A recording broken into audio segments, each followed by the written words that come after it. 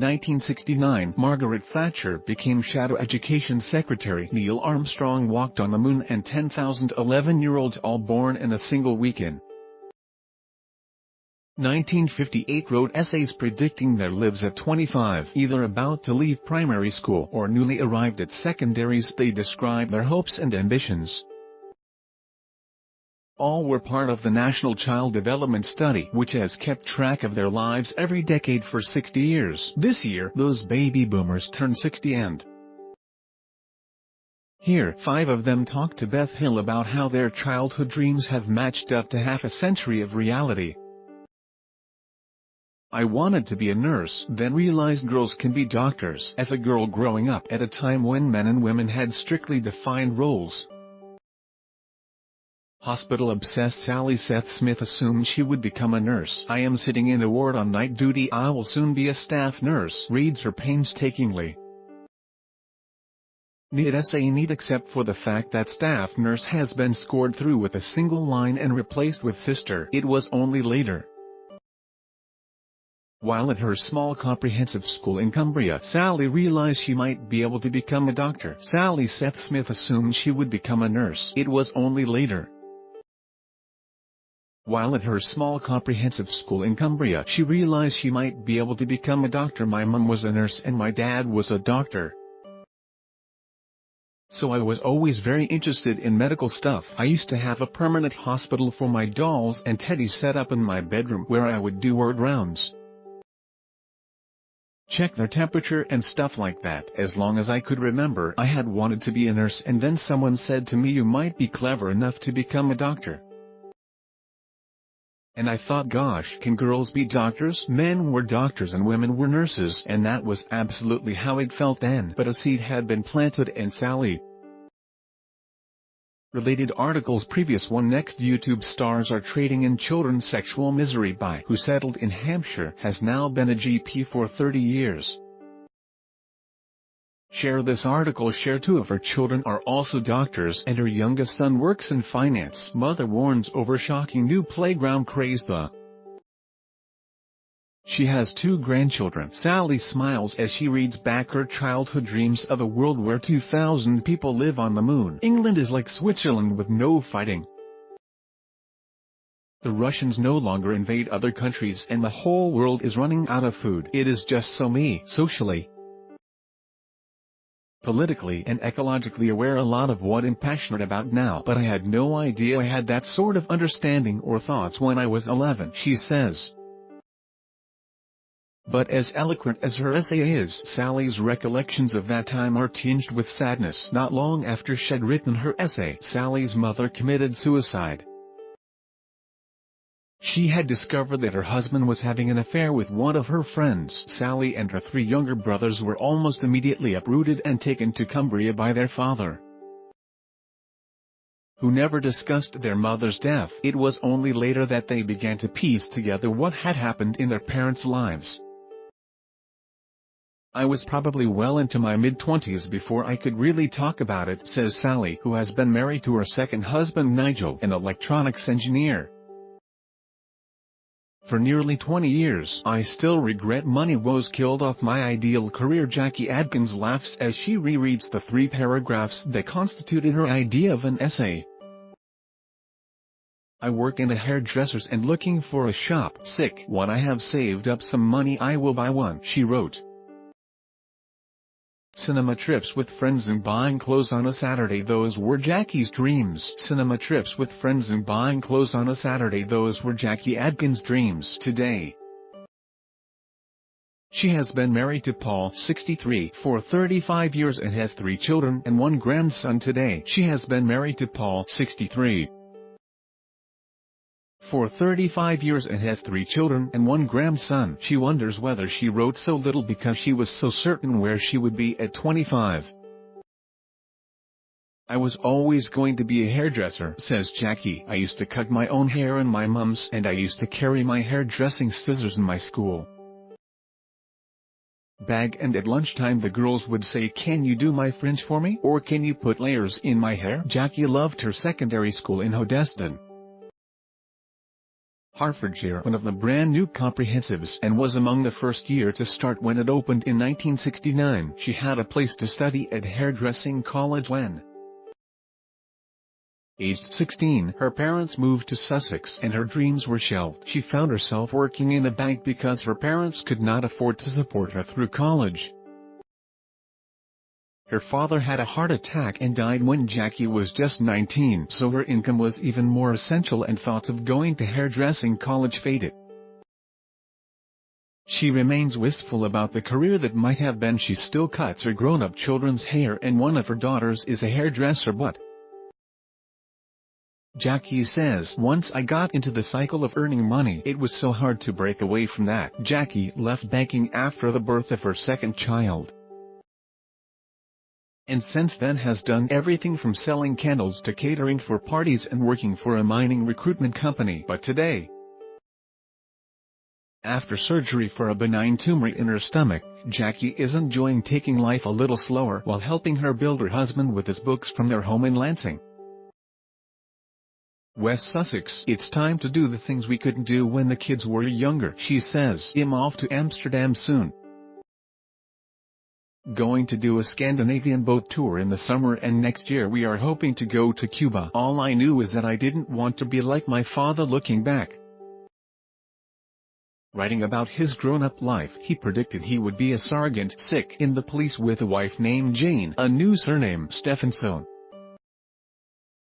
a house in Wales and 4 children. Steve Christmas is all too aware of the poignancy of his essay, The New Surname and Life in Wales, where he suspects, because he wanted to get as far away as possible from Harwich, Essex, where his parents ran a cafe and sweet shop. Steve Christmas' father was an alcoholic who could put away a bottle of whiskey a day and was verbally abusive to his wife and 2 sons. He promised himself he wouldn't ever be like him. Steve's father was an alcoholic who could put away a bottle of whiskey a day and was verbally abusive to his wife and 2 sons. "I didn't want to be me," says Steve, who now lives in Eastbourne with wife Sue, 57, a PA for the NHS, whom he met on holiday aged 21. "I wanted to be this other person." School was also miserable for Steve. "There was too much else going on in my life." Wasn't very clever, he says. "I think today someone would have noticed." He left school with no qualifications aged 15 and moved with his family to Rye, East Sussex, where he worked as a farm labourer until his father went bankrupt and uprooted them all again to nearby Hastings. "I remember making a conscious decision that I wasn't going to be like my father," he says. Steve didn't become a policeman, he realized before leaving school that at 5'9" and he wasn't tall enough and that he would struggle to pass the exams he needed. Instead, several years later, he started working for an insurance company and studied at night to pass his vocational exams, discovering he was actually quite bright after all. After leaving home at 31 to marry Sue, they eventually had daughter Emma, now 23, through IVF. Thanks to Professor Robert Winston, fatherhood came late for Steve. "All I wanted when I was 11 was structure, to be happy, have children and for them to be happy, and that's what has happened," smiles Steve, who took early retirement before setting up his own business writing wills. "That last year I learned a lot about him," says Steve. As for his father, he died in 2003, a year after Steve's mother. "I stopped him drinking so much, stopped him smoking. Before he died he gave me a big cuddle, which he had never done." He apologized and said, "I'm really sorry for what I've done. Life's too short to stay bitter." What happens in your childhood doesn't have to hold you back. "My dream was dashed, but I still feel like that little boy Nigel Wakeford was a clever child who passed his 11+ and became the first boy in his family to go to grammar school. My dad married at 18 and was working class. His was a happy childhood with his 3 siblings and parents. He did lots of different things and ended up doing admin for a bus company," recalls Nigel. Nigel Wakeford was a clever child who passed his 11 plus and became the first boy in his family to go to grammar school. He dreamed of being a soldier but failed the medical because he had a lazy eye. But if he had 10 bob in his pocket, he'd take us out on the weekend. There were sailing trips. Aged 11, Nigel dreamed of being a soldier, horse riding and countryside jaunts. Visualizing life at 25, he wrote, "I do not spend much time at home because I travel a lot abroad. At the moment I have a job as corporal in the army. There is a lot of drill and hard work in it, but we do have some pleasure time. We go to the pictures and have dances." Sadly, Nigel's dreams of joining the armed forces were not to be. "I went to the recruitment office in Brighton and did all the exams, leaving school at 16. He did attempt to join the RAF. I was told I had one of the best English comprehension test papers they'd ever had. But then I went for the medical and failed because I had a minor eye defect, a lazy eye." Naturally optimistic, he is not regretful but feels he missed out on a career. While clever enough to get his English and Maths O-levels a year early, he spent much of his working life in different jobs before becoming a carpenter. Now semi-retired but looking for a part-time job, he is mortgage-free and enjoying life near Lewes, East Sussex, with his wife Caroline, a civil servant. His hobby is classic cars and has been a Milligram Owners Club member for 35 years. "I still feel much younger than I am. I've never lost that. I'd be a rich man if it wasn't for cars and bikes," he jokes. "Mentally I'm still 12. I was bored with the workday grind even then." Aged 11.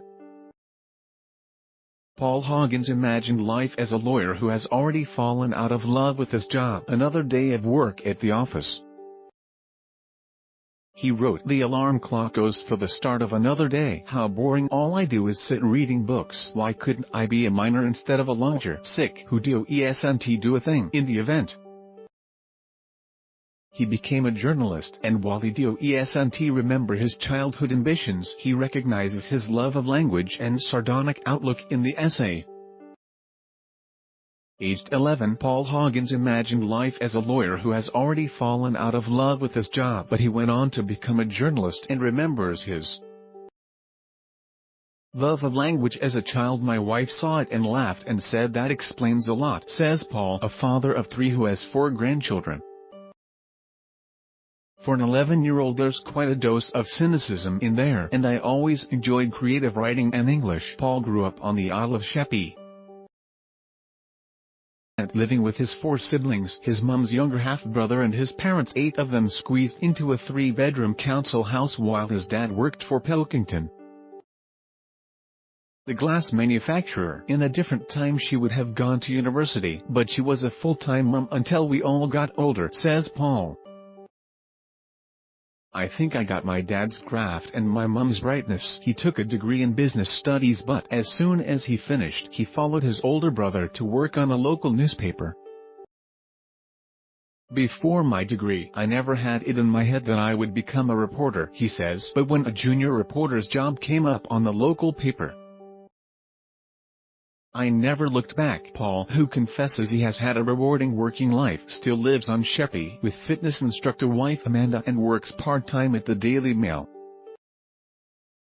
1 son has followed in his father's footsteps. 1 is a carpenter and the 3rd has learning difficulties and lives in a nearby care home. Where the freak's at?